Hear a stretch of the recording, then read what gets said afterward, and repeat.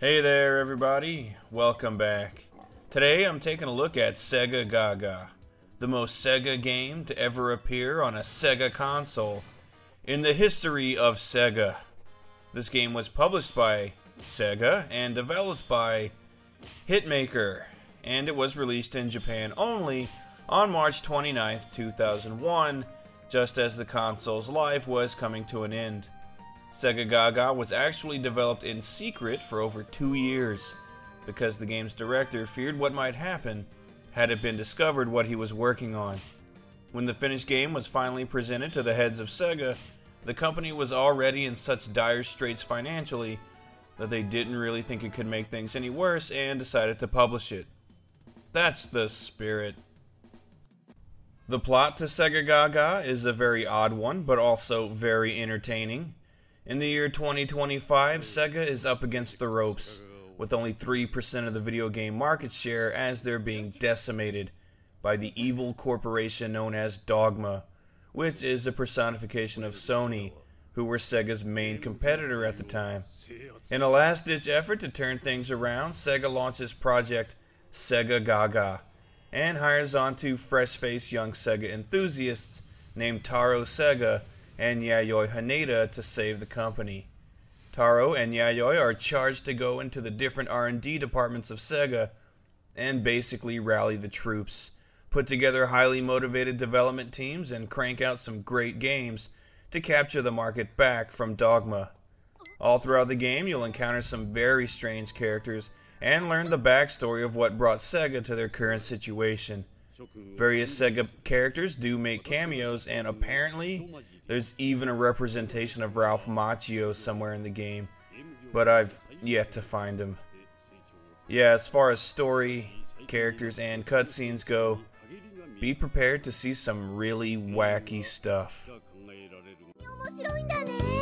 そうよ。セガのゲームはだからどこよりも優秀で完全で愛と真実に満ちているの。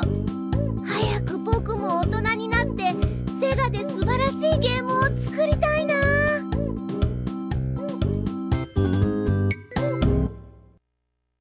The gameplay in Sega Gaga is split into a couple of different styles, but for the most part, it's a dungeon crawling RPG, with the dungeons being various R&D departments of Sega.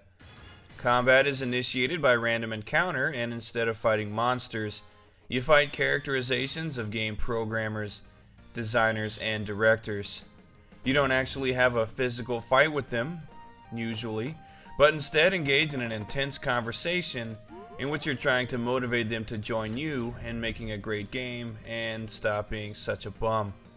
After you win a battle, you have the opportunity to persuade them to join you in a mini-game that challenges you to select appropriate responses to various questions and statements, offer them enough money, and so forth. But really, you can just repeatedly select the middle option most times, and you'll pretty much always win. After that, if you're successful, they'll join your team, almost like a game of Pokemon or something. It's really fun to catch them all. While engaged in combat, you can also use special abilities and items to heal yourself, raise your MP and stats, and you know, the usual JRPG kind of stuff.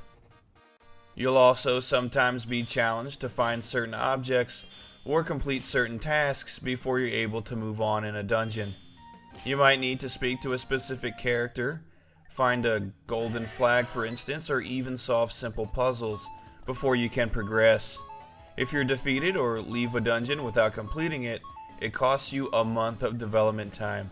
So you definitely want to be as well stocked on items and equipment as possible before going into a new area. I really like this aspect of Sega Gaga's gameplay, It takes a classic style that I'm used to and adds an odd twist to it.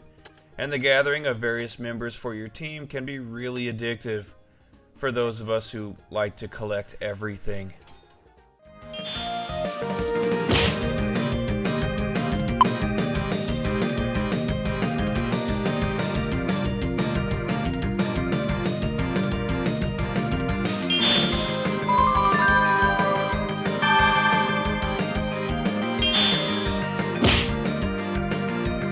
The other half of Sega Gaga starts after you've cleared the first dungeon, and you can start using it to develop games.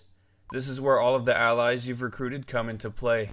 Obviously, if you want to make a game, you'll need a director, designers, and programmers, so you select your development team from your list of allies, and this is definitely a case of the more the merrier, as you'll want to have some backups just in case any of your first choices don't work out.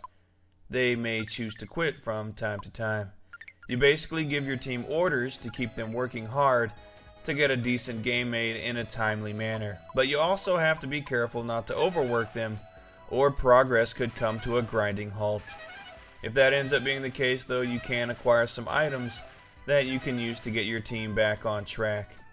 You also manage the budget, so you can decide how much will be spent to promote the game you're working on and how much you're willing to spend to upgrade the equipment for your staff. The better you manage the development of the game, the better it will be, and the more hype there will be leading up to its release. If you make a good game, sales will be good, you'll make lots of money, and you'll take back some of the market share from Dogma.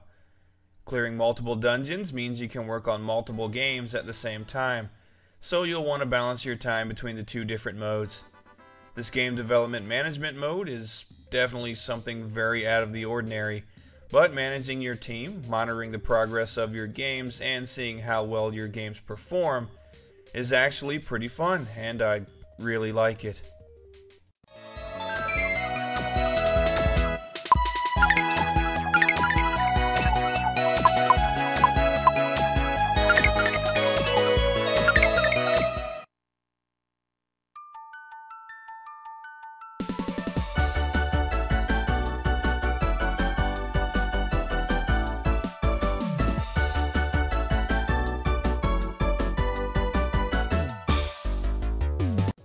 I think the graphics and sound design in Sega Gaga are pretty good, especially considering the tiny budget handed down from Sega, reportedly less than 1/100th of the budget of Shenmue. The main characters are rather simple looking but likable anime characters, and all of the enemies are very imaginatively designed and usually pretty funny. The animated cutscenes also look great. They were actually done by Toei Animation. And my only real gripe with the graphics is that the dungeons can look a bit simple at times, but that's not really a huge deal.